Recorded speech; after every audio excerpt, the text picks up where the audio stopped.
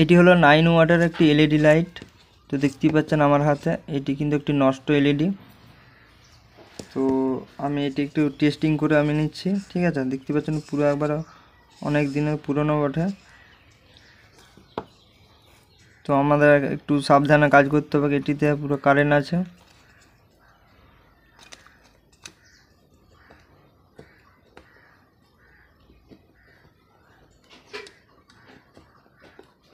তো দেখতেই পাচ্ছেন কোনো রকম জ্বলছে না।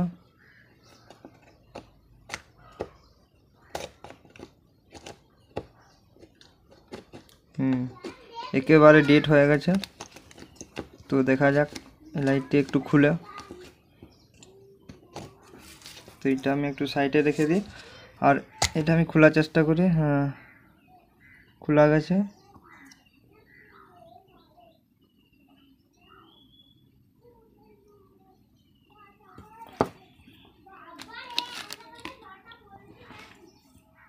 তো দেখতেই পাচ্ছেন এলইডি লাইটটি খুব ভালো মানের এলইডি বটে।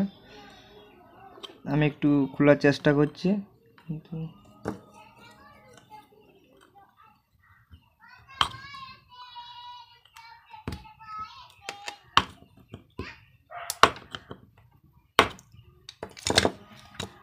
হচ্ছে না।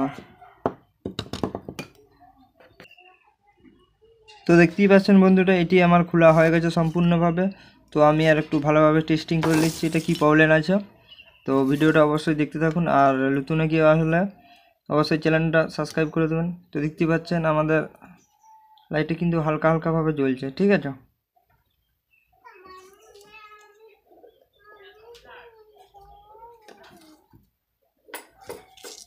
কিন্তু আমাদের একটু সাবধানে কাজ করতে হবে, তার জন্য আমি একটা পেন নিয়ে নিয়েছি।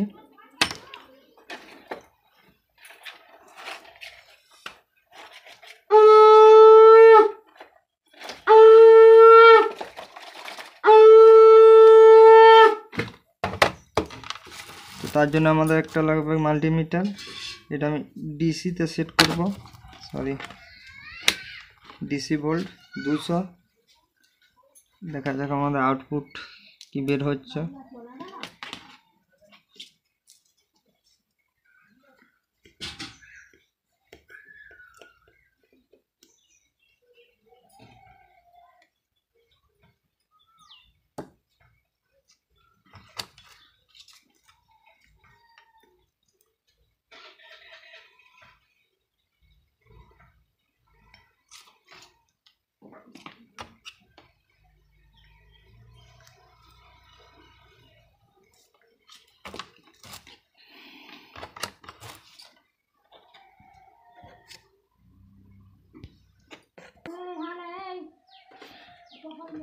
তো দেখা যাক, এটা আমি একটু মেপে কত কি ভোল্ট আসছে আমাদের।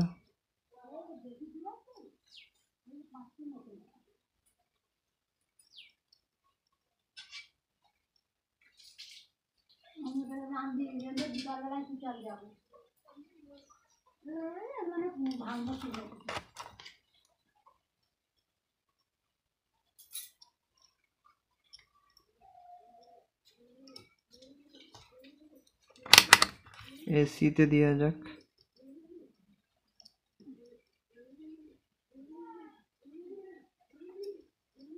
তো দেখতে পাচ্ছেন আমাদের কিছু ভোল্টেজ আসছে না।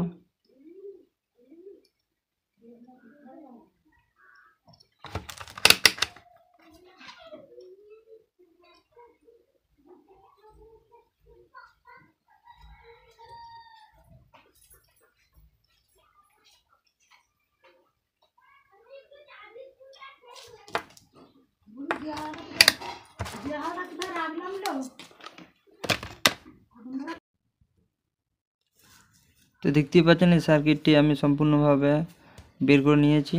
তো এটি আউটপুট বের হচ্ছে না, মানে ভোল্টেজ। তার কারণ হচ্ছে এই যে ক্যাপাসিটরটি আছে, এটি পুরোপুরিভাবে এটি নষ্ট হয়ে গেছে। তো দেখতেই পাচ্ছেন এটি আমি ডিসোল্ডারিং করে নিচ্ছি, ঠিক আছে। তার পরিবর্তে আমি একটা ভালো ক্যাপাসিটর নিয়ে নেব, মাইনাস।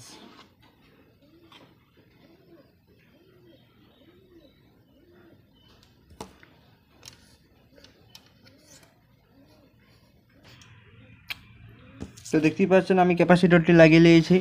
এই যে আমাদের আউটপুট ক্যাপাসিটর, এটার হচ্ছে মানটা আমি বলে দিচ্ছি। আমার কাছে একটা পুরনো ছিল কিন্তু এটা নতুন। এটা আমি একটা সার্কিট থেকে বের করেছিলাম, আর এটার মান হচ্ছে 400 ভোল্ট। ঠিক আছে, 2.2 ইও মাইক্রোফ্যারাড যাকে বলে আর কি। আর এটি সহজে ক্যাপাসিটারটি নষ্ট হবে না, খুব ভালো মানের একটি ক্যাপাসিটার বটে। তো আমি এখান থেকে আমি এটা একটু ঢুকিয়ে দিচ্ছি।